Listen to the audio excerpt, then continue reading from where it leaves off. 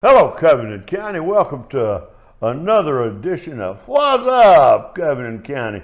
And today we've got the originator of the term What's Up, Covington County with us today, Brother Don Cotton here. Well, you flatter me there, Brother John, because I didn't come up with that. I just happened to. You were the first one to use it in On my the program. presence Okay. on the program, On so the as program. far as I'm concerned, Well, you're the creator of it. now that you started it, what's up? What's up? Well, I thought it was kind of interesting. We was up at something on Thursday that was kind of interesting. I thought we'd get each other in here and kind of chew it over and talk about it. That was when the people from Navy Retail came down and talked to us about the market in Andalusia, Covington County, and the surrounding areas, and how much potential for business we had. I remember you were sitting on one side of the building and I was sitting on the other, so we should have heard both sides of whatever came out of their mouths. I think we got it in stereo. I do too. Yeah, I do too. It was a. Thank you for having me back, by the way. Oh, well, you're welcome anytime you want to. Now there's going to be two generations that ain't going to understand what I'm fixing to say.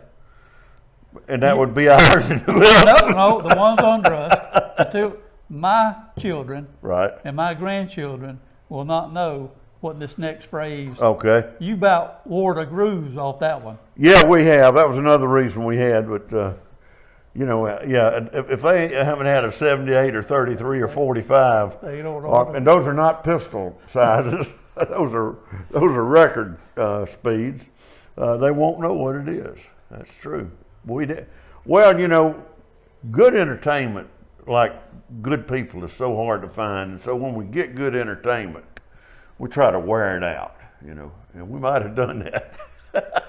Well, anyway, I appreciate you having me back. And, Well, we're going to do it again, and we're not even through with this one. back to the subject. Yes, and we need to thank the Chamber of Commerce and the City of Chrissy Andalusia and Maggie and the City of Andalusia, Andy Wiggins and having this Navy Retail to come in. John Thompson and Earl Johnson were all influential in getting Navy Retail to come in here. Now, folks, who is Navy Retail? Don, you want to take a shot at that, or you want me to take a shot at it? I can tell you what I picked up from what they told us. Now, if I miss it, then you can correct me and add to it. I probably will. Based out of Mississippi, Yeah. which I found interesting. A small town in Mississippi. Yeah, and don't know how big the company is. We could have been looking at the entire company today, but with today's electronics, it don't matter how many there is. But they gather data that they share with groups and areas and cities and companies and anybody interested in knowing more about what their market potential is. These folks can provide that data. And what I think set them apart from anybody else that I have ever heard to believe what they said, this is real data. This is information that they're pulling off of the electronic gadgets that you and I and everybody We call else, them gadgets, but cell phones, charge cards. It is not guesswork. No, I mean, no, they it's can not. They said they could back up every bit of information that they gave us, which was quite a bit. Pretty And, extensive. It was very. No, that was kind of my take on it too. Is you've got these two. They look to be very young people, and they could have me fooled, but I think they're pretty doggone smart people too, Don. They were. That have learned something that has intrigued people like me, and I'm sure you too, that have learned how to gather, sort, and I'm not going to say manipulate, but present data in forms that people can understand. They've done, and there's a lot of translating involved in that. It's a lot of, but everything that we saw, every number that they gave to us was verifiable. In fact, at the show, at the presentation, they could show us if we'd wanted to see where they gathered every bit of that information. And I know for the people that weren't there, and there were only about 20 or 25 of us that were there, and that was about all that could fit into the room. It was a good crowd. It was a good crowd, though. I know that from what I saw on Facebook and from a couple of the questions that were asked there, that there were some people that were sitting there going, I don't believe those numbers.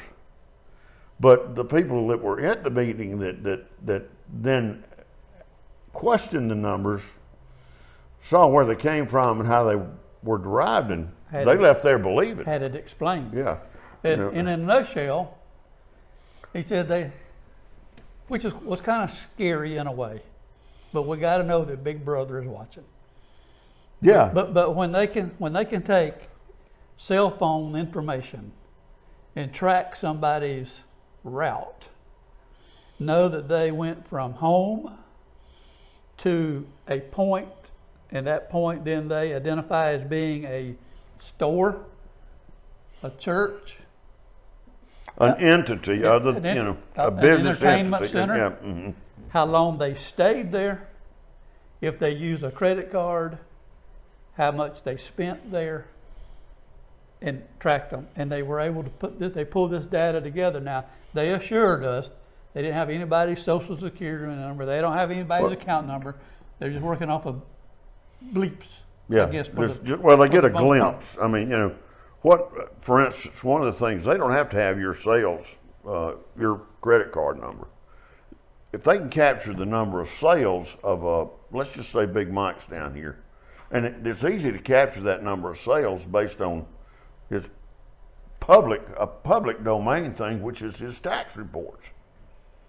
He pays taxes on his sales. That can give you a pretty good snapshot of and that just is, but you take that and multiply that by the other areas, and you can get an average of what the purchases are in that type of business, because they broke down, into about 72 different micro data sets, and they can take that information and they can make some projections, or they can look at the gross number of sales in an area to credit cards, or how many credit cards go through an area. They don't have to look at your information.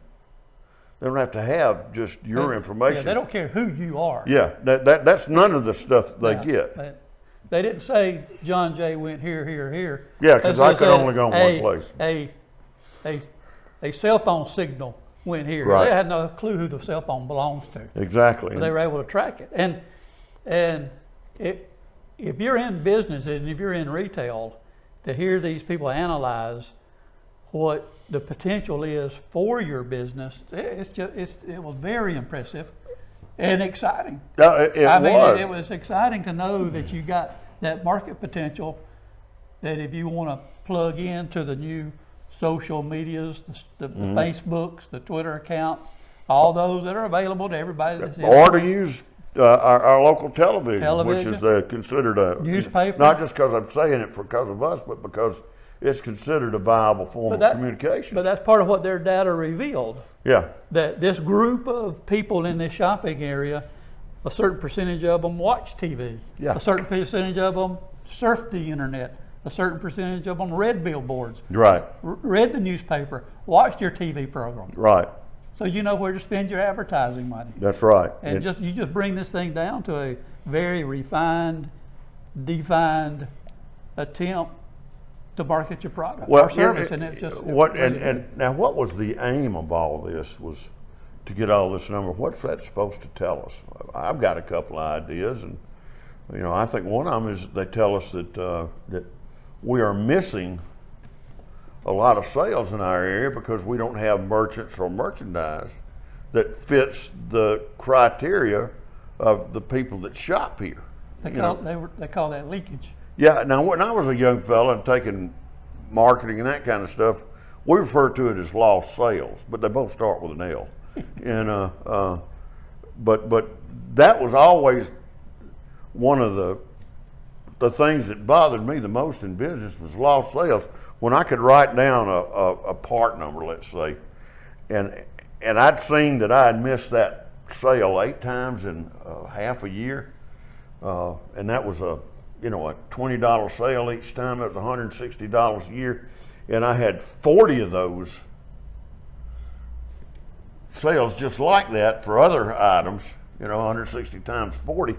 I had missed $6,000 worth of sales in one little store on 40 items that I should have stocked. You had some leakage. I had leakage. Which meant somebody was going to find, they're going to find that part. Well, they would go across town to the guy that had it and they'd find it. And even now more so than ever with, it's a right now world. It just is. And then you translate that into a store. Well, we're talking about an area, the leakage from this trade area, and they were able to share with a group of us what they were going out of the trade area searching for, or buying, purchasing. And so it's not, it takes a lot of the what if out of the equation. What if I built a store in this trade area or in Andalusia, will they come shop? Well, let's look and see if they're shopping them in Pensacola or in Dothan or in Montgomery or wherever we would consider a big shopping metropolitan, of Andalusia.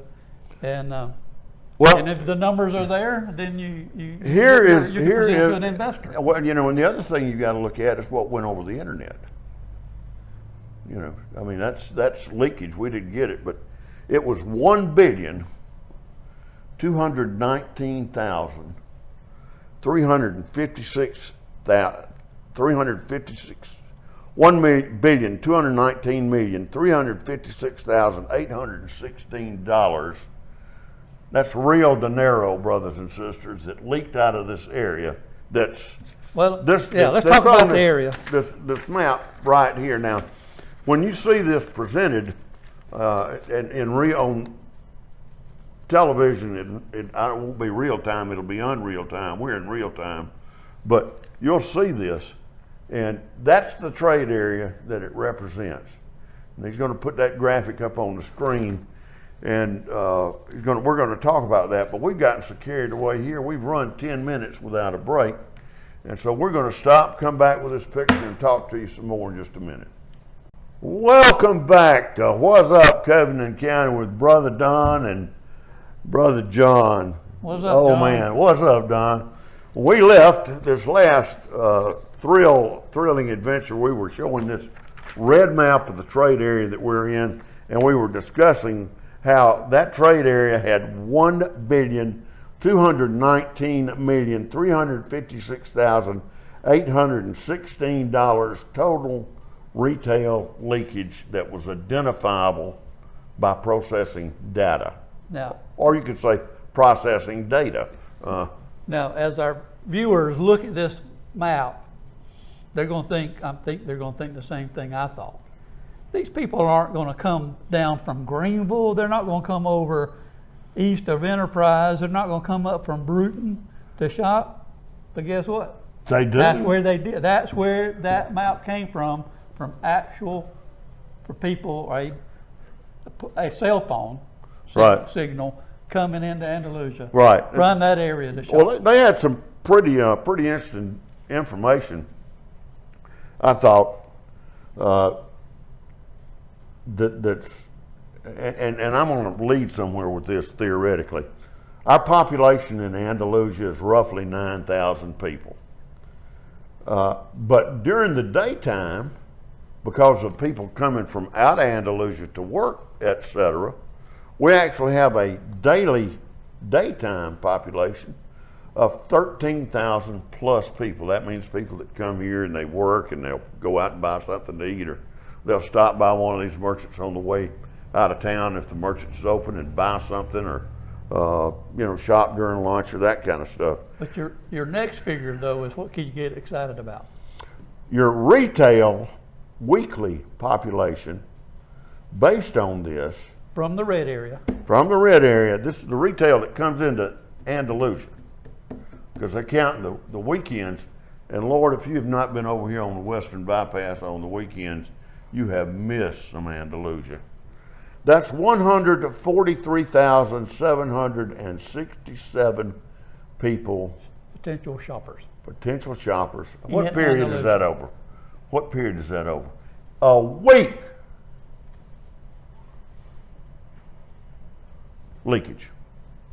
So all of a sudden that 1 billion doesn't sound as far out. But if it was half that number, if it was 562 million that we could identify, and we could get 10% extra of that, just 50 million.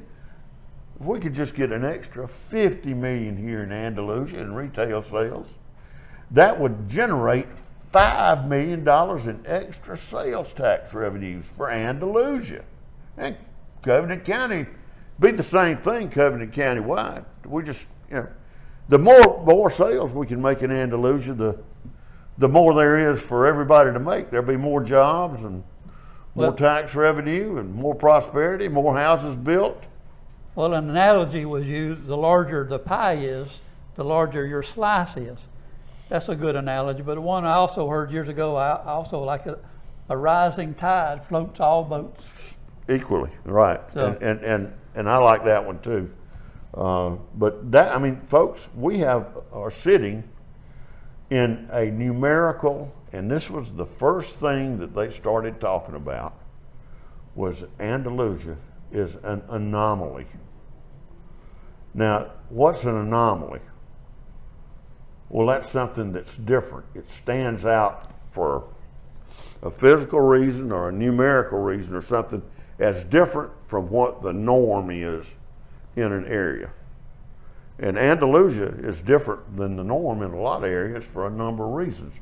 Now, we were talking with the people that were from Tupelo, Mississippi.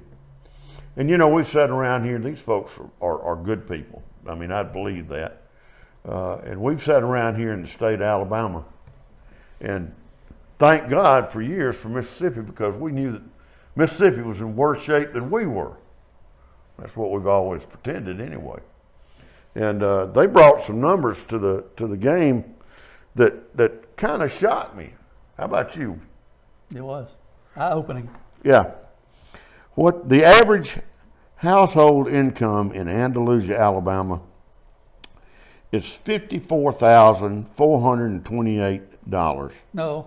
Isn't that? You stated that wrong. In the red area. Red area. Yeah, excuse me. The red area. The red area. 54,000. Thank you for Pull correcting me on that. That red area. All right. The disposable income, that means the part that's left after Uncle Sam and alimony and all that other kind of stuff, is $44,557. That's real dinero, cash. Give to your church, spend it at the retailer, go somewhere else. Over 60%, though, of the people in our area earned less than $50,000. Go 30 miles north and run the same survey. I checked this out, and it's nearly $8,000 less. Same area. We're rich relative to our surroundings. The median income here in Andalusia is $37,912, and it made me feel bad about what I'm earning. And the median disposable income, that's after taxes and tax refunds and everything else, is $32,639 a month, around $2,700 a month, that you got to pay rent, house payment, utilities, insurance, buy groceries, and all that other kind of stuff out of. So if your mindset is just Andalusia, that's a pretty small pie. But when you get into the red area, that pie gets pretty big. Well, the difference between the red area number of red area of actual gross income at $54,428 and the Andalusia median income at $37,912 is about $17,000. So that's why this number grows so big so fast. Now, if you think, well, you're not comparing apples to apples, let's go and compare disposable income. $44,557 from the red area to $32,639. That's $11,400 roughly difference. Now, folks, I wish we were all making the big money, but that's just not the way it works out. You can't have math that works that way and be in business. Although there's some people that would convince you that the government could help you live like that, the math never has worked out. And that was part of the anomaly that they talked about. Yeah. That in a typical southern state rural area, whether it's Mississippi, Louisiana, Georgia, Alabama, or the Florida Panhandle.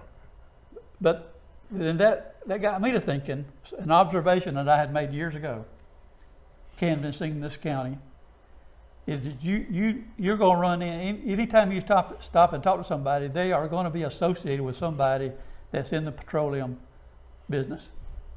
Their brother, their father, their husband works. Cousin, nephew. Cousin works in the petroleum industry, offshore, whatever. I mean, and that income is substantially higher than what a typical blue collar job would be. Absolutely. And I've got friends, and I shared this with the group. I got friends that are in management positions with some of these oil companies, and they have commented that an unusual amount, big number, workers come from Covington County. And that's true. And I've got a suggested reason for that. Our buddy Mike Tyler's dad. Tex was one of the first. One of the first. And Tex, and there's 2 or 3 more. Jimmy Womble's coming to mind. Farron Hart, George Hart. Those guys are coming to my mind that I knew were some of the first ones. And then their sons and their grandsons. Now we're in the 3rd generation right. of guys that have been associated, grown up with, and that has just been a part of their life. Might say they're kind of importing money to us. That's right. I mean, that's the best kind. Oh yeah, absolutely. Because you're not swapping the nickel. Yeah. You're bringing in new nickels. Everybody can have a nickel. That's good news. That's the best kind you can have. Right. And I believe that plays a big part of the red area again. But then when you get over toward enterprise, you get to tapping into some of the military money that's coming out of Fort Rucker in that area. So that helps. So you combine those two. I mean, Andalusia's sitting right dead center of a lot of opportunity. And when we get back in just a minute, we're going to talk about, I'm going to give you some examples of what that works like.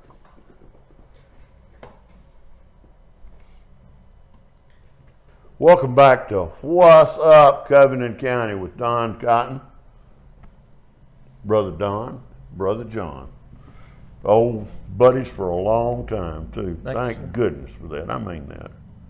I really do. We're talking about, if you'll hold that up, please, sir, the good news for Covington County based on some information from Navy Retail that came in for the Chamber of Commerce in the city of Andalusia, really Covington County as well, but and talked to us about retail numbers and what they refer to as leakage in Covington County. And there are some things that people don't realize about business because they don't look at some of the businesses that are here in the county. I had the opportunity to work with a business, and a retail business that had a niche in it, that had an archery niche in it. I'm not going to use the actual numbers from the business, but we initially brought in a small, relatively unknown archery brand into our store, and one of our major competitor, who later moved into business with us, found out what we were selling. He was amazed that he had that much leakage in a market that he thought he had owned. And when we got him in here working with us, and I'm not going to mention any names or anything like that, we were amazed by how wide his trade area was, because we had people that were coming here from Dothan and Panama City and Pensacola and down around Crestview. Had a ton of people coming from Crestview, Baker, Paxton, places like that coming up here, coming from Crenshaw County and Pike County and over around the base, because we had a guy and Evergreen and Pineapple, Wilcox County, places like, because we had a guy here that was really a specialist in something, and did real well, and he had a great reputation. And the business eventually closed for a number of reasons, none of which are important, but it sure wasn't because of the lack of sales for archery stuff. But this was a business that no one would, and I'm not giving you the numbers, no one would have believed that. If I gave you the numbers, you wouldn't believe them. They'd be like that $1,219,356,000. You wouldn't believe them if I gave them to you. But it was because they fit a niche here in Covington County, here in Andalusia, that nobody else did. And what did the people do? The market found that guy. And that's what we've got to do, is we've got to identify what we're missing and get it into the market. Now, you know, when I saw it, there was a little bit about this on Facebook, and there were some naysayers, and there were some people on there that were making some comments without having read the article or been there, and I guess that's normal. I've never done that before.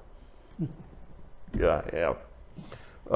But it was interesting to me that when some of the comments were like this, well, we're never going to get an Applebee's or something like that here. Well, you know, the truth of the matter is do we have to have an Applebee's? It'd be nice. And I'm not so sure that if they ever learn how to sort the demographics as well as they should, that we won't have an Applebee's here. But I could guarantee you there are Applebee's in places that don't have the daily traffic over here on Highway 29 and 84 bypass that we do, that have Applebee's sitting right by them. I've been to them.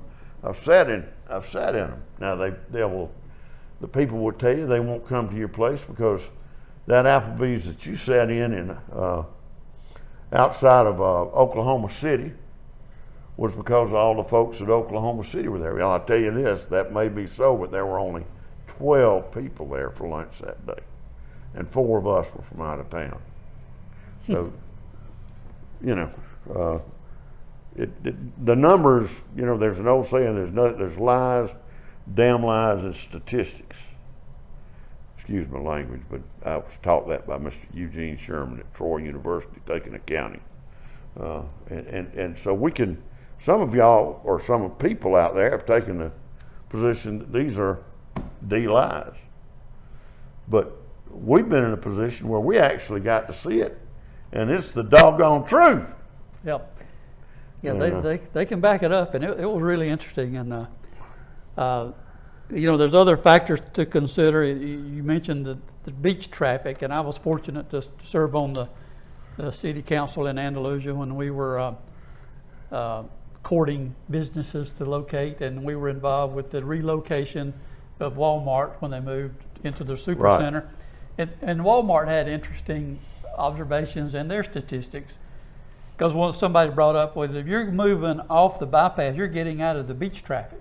And he said, we don't care about the beach traffic. That's exactly right. That beach traffic is not stopping at Walmart.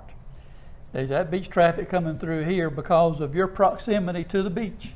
He said, you're just not far enough away from the beach.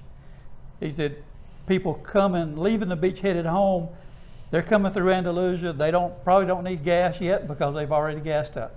They may be hungry, so you maybe can catch some of them, and you're going to catch a few people gassing up, but they're not going to be ready to stop and spend time. Saturday and Sunday from about 7:30 until about 1, the Golden Arches are packed. Well, he said, and he proved it out, fast food and service stations, we're going to do real well on that beach route. And we see that ourselves every weekend. And he said, you're too close to the beach for those that are going down to the beach. They're not going to use Andalusia as a stopover. They're not going to drive down Friday to Andalusia. They're going to drive down Friday to about Prattville, Montgomery, and that's where they're going to stop over. Right. And then they're going to finish up the next morning, going to the beach. Because they can't check in 411 anyway. That's right. So they plan it that way. And all that has proved out to be real interesting. Yeah. And Andalusia is really fortunate to have that traffic, because those are some of those outside nickels coming into this area and when they stop and buy gas and stop at the restaurants. And again, give you some. This really is a numbers game. The bigger the numbers you put through this place, the more nickels they're going to leave. I mean, that's just, I can't tell you how, when I was working with that retailer, I can't tell you how many people came through that were, say, stopped out there in traffic that was backed up and just pulled in and shopped with us for an hour or two, walk out of there with $700-800, sometimes $1,200 worth of stuff. We didn't have the kind of signage that would attract them or anything like that, but they came in, and howdy, sometimes that was the difference in having a successful day and not having a successful day. And that kind of leads us into another section we want to talk about after these commercials, and that's about when you're open and when you're closed and signage and that kind of stuff. Be back in just a minute. Welcome back to What's Up, Governor County. And two old men that probably don't know what's up, but we're convinced by a lot of information that we know some people that do know what's up. I thought the funniest statement I heard these two Mississippians made about us from Tupelo, home of Elvis Presley. They said, we've looked at our numbers back home in Mississippi, and we kill to get the numbers you've got over here. And we don't have Elvis. All we got's an old sign that says Hank Williams got hooked up here and married. Okay, that might have been an improper way to put it, but married here. And yet we're the envy of people over in Tupelo, Mississippi, where not only was Elvis from, but I actually heard Pavarotti over there. And we've never had Pavarotti in Andalusia. I don't even know if we've had Pavlov and his dogs. But it's an interesting thing that what we've got here. Some of the things that they made suggestions about were, in addition to filling the gaps in inventories, and I want to point out to somebody I think that's trying to do something here like that, is that when are you open? So many stores are open from 8 until 5. And as the analogy they made was the only people that can come into your store from 8 to 5 Monday through Friday are the unemployed, and they've got no money to spend. Now that's not the only people, but there's something to think about there. We did have a lot of people between 8 and 5 that came in and they spent money. But most of us, all of us in retail, looked and hoped and prayed for Friday and Saturday, and some of them for Sunday. We weren't open on Sunday. But those are big days in retail. But if you're not open on Saturday or Saturday afternoon or Friday afternoon after 5, you're missing out. Well, and it was pointed out, it just depends on what you're trying to sell. That's your true. Service and what you're trying to sell. But that's something that you need to take into account, or the days of operation. We were not there to discuss the tradition, but I think those that were younger than us didn't understand why Andalusia's tradition was closed on Thursdays. Right. And we could have pointed out to them. I was been able to share the story with them, but and tell them why OP is closed on Wednesday. Wednesday, same thing.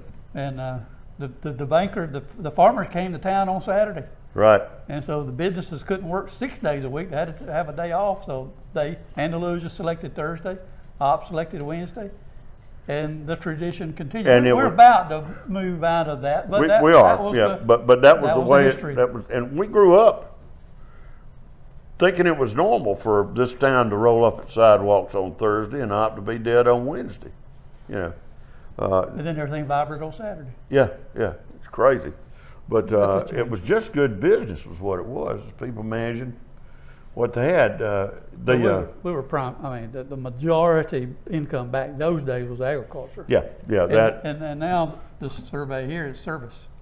Right. Agriculture was down. It's a big business for Covenant County, but it doesn't employ a lot of people. It utilizes large tracts of land, and oftentimes when there are sales, it produces great incomes, but not necessarily great profits because of the amount of risk involved and the amount of inputs. So, service is a good thing to be a business to be in around here. I was going to give you an example of somebody. I'm not trying to pick out or pick on them. I'm trying to point out that they realized something, and that is the people at Harold's home used to be Harold's Furniture, and Jeffrey was at the meeting, Jeffrey Douglas, and he was quiet because he's a smart young man. But that used to be Harold's Discount Furniture. And you could go in there and you could buy a lot of stuff, and sometimes you'd find a piece of furniture that was nice, something like that. But it was not, always the finest furnishings in the world. And Jeffrey's taking that business over, and he's really doing an about face on it. They're carrying at least 3 grades of furniture in that. One of them is a grade of furniture for the young family that's trying to get a start and wants to have nice looking things but can't afford to spend the most in the world. And the middle line is something that a lot of us would afford it, but it's replaceable after 8 or 10 years or something like that. And then they have a fine line of a really, really fine line of furniture that's almost cabinetry. It's so good, some of it is. And what Jeffrey's trying to do, he's expanded his hours, but he's competing, I think, very well with the internet, because what he's emphasizing is that he has a price product if you want it, and that price product's available today instead of in 7 days from Waukee or whatever it is over the internet, and that if you don't like that furniture, which will be delivered to your house, if you don't like that furniture, you can come talk to them and they'll make it right. None of those things are available to you on the internet, not immediately. You can't sit down behind the guy that sold you that couch on Blayfair or whatever it is, and at church, and say, when that plate goes by, says, hey, can you take a little bit out of that and give it to me for that couch that didn't work right? That'll never happen, but they can do that, and they're marketing around that. And there are other examples around here. Mike over here at Ward's got a really good business. Who'd have thunk it? There are people here that really do well in business by not doing what everybody else says they can do. Well, they've done their research, and they're honing in on what they identified as what will make them a good business, and they go after it. Yeah, they're smart, or lucky, I don't know. But yeah, those two were probably smart. Yeah, they're smart. All of our friends are smart. If they're friends of mine, that's questionable. Do I owe them money?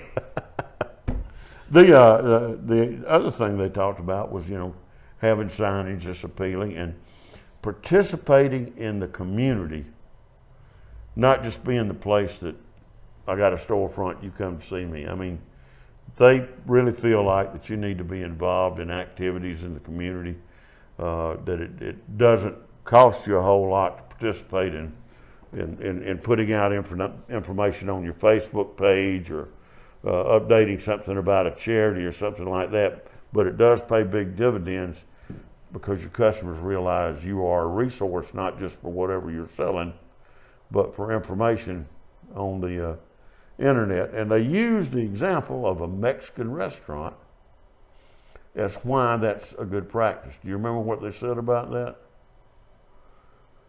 What's the first thing that happens when you go into a nice Mexican restaurant?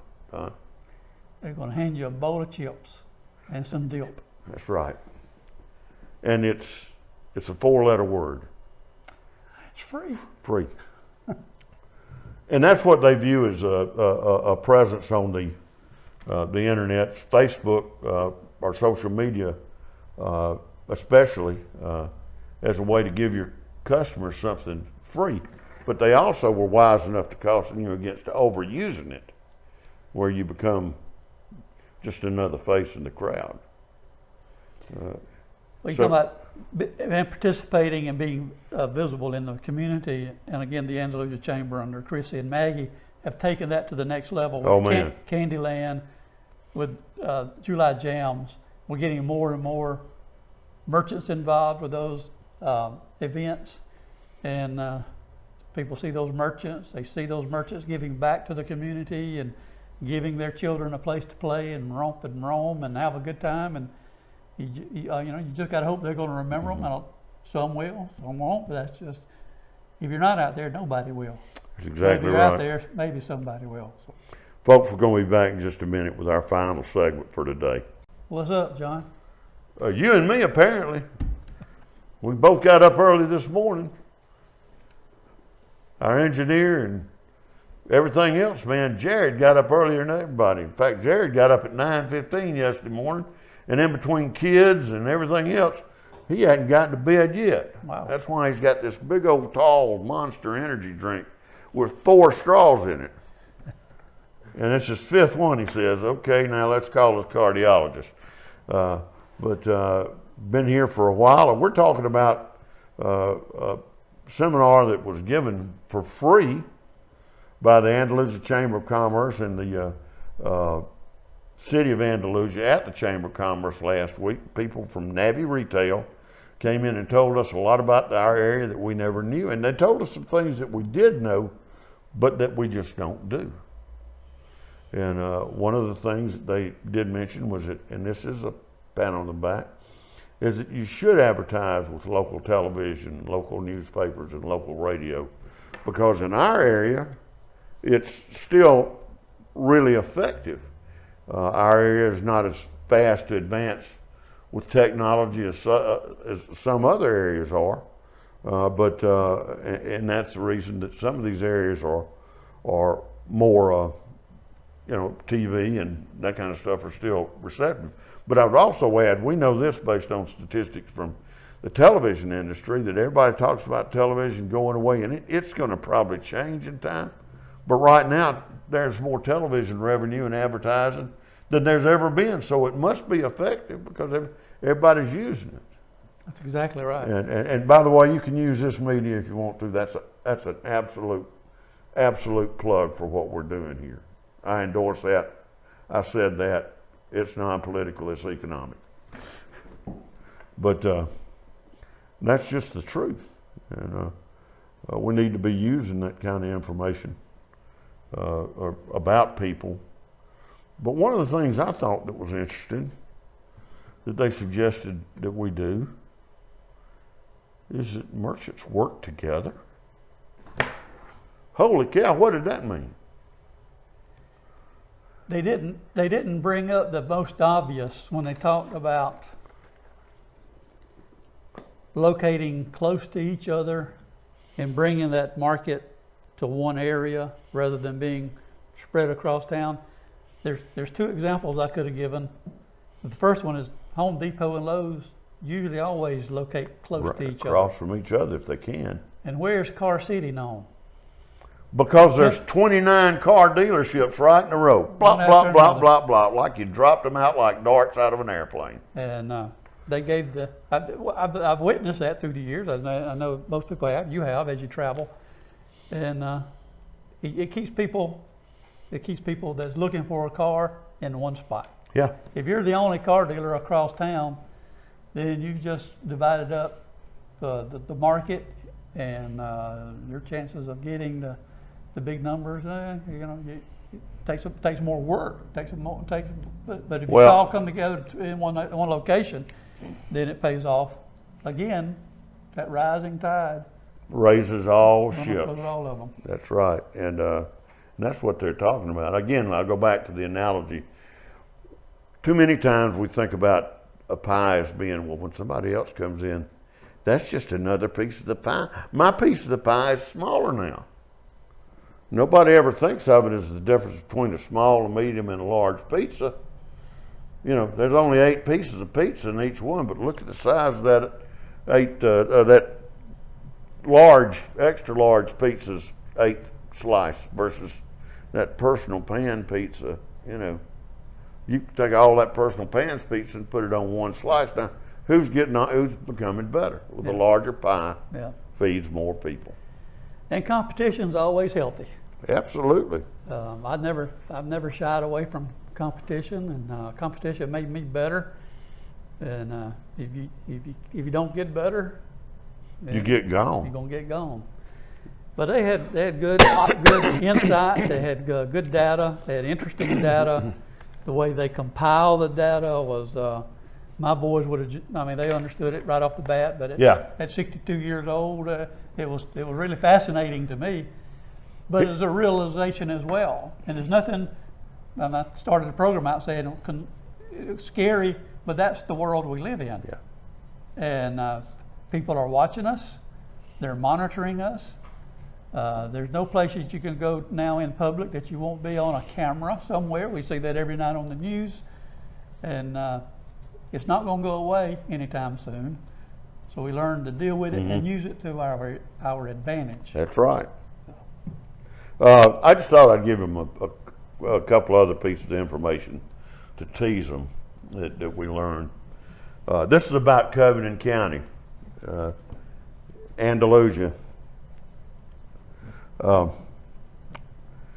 We would rather eat at Hardee's and Captain D's than any other places.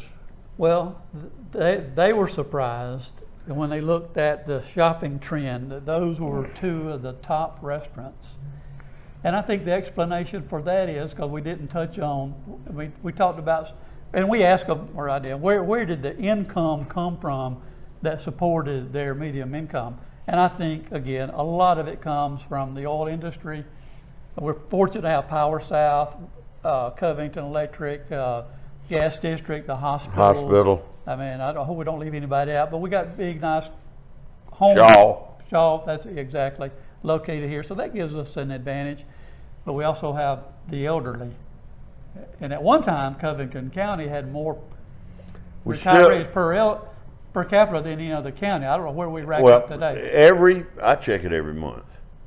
And it shifts monthly from Crenshaw to Covington County. And I hate to say it sound like this, but it depends on how many people die.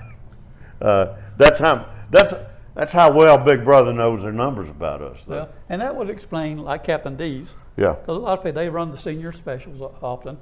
And then Hardee's is just as known for its breakfast. And if I was in the restaurant business and I wanted a breakfast, I'd try to find out what Hardee's is doing and give them some competition. Right. But absolutely. I'm not in the restaurant business. I don't want to be in the restaurant business.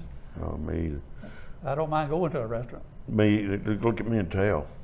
But that was an interesting stat, and there was a restaurant owner sitting close to me, and he grunted when he heard that. You heard that. So, I think it gave him heartburn. Well, it opened his eyes. Yeah, I mean, it did. Stuff he needed to know. Here's some other things. People in our area prefer to buy American, and they would prefer to source it locally. That's from here. They don't want to go out of town if they can get it here. They'll go the extra mile to try to find it here before they go out of town. So that's the great predictor of what we're trying to do. Well, that because that went along with the other stats that the red area again. We've got to go back to the red map. They love they buy generic and they love to use coupons because they're thrifty shoppers. Good shoppers, smart shoppers. Far right political values. I think we can look at the last elections and qualify that research. They're grow your own produce. They like to work on their own cars. DIY, do it yourself people. And they like paying their bills in person. And if you want to do something to get their attention, put up classic car videos. That is one of the things they really like to watch, like the Meekum auto auctions or that kind of stuff. They like to watch classic car videos. I just found that interesting. Well, folks, we could do this for another 2 hours. It's one of the most exciting things I've been involved with. And Don, I thank you for coming here and helping us find out What's up? Because there's a lot more that could be up than we got up. There's a lot of going zones around. There's a lot of what's up in this area, and I'm sure if anybody wanted to know more about this program, they could contact the Chamber of Commerce, and they could go from there with it. They contact us, and we'll get them in touch with the Chamber of Commerce. Absolutely. Contact us at info@WKNI.tv or john.j@WKNI.tv, or look me up, catch me on the street, one of these stores, because I shop local, and we'll get you hooked up with the right people, and they'll help you go. And if you want to partner with somebody on this, we'll try to be the people that arrange the partnership. We might even partner with you on some of these things as we try to grow our station. So please don't be shy about it. Now, I always say this at the end: be kind to one another. Shop local. See you.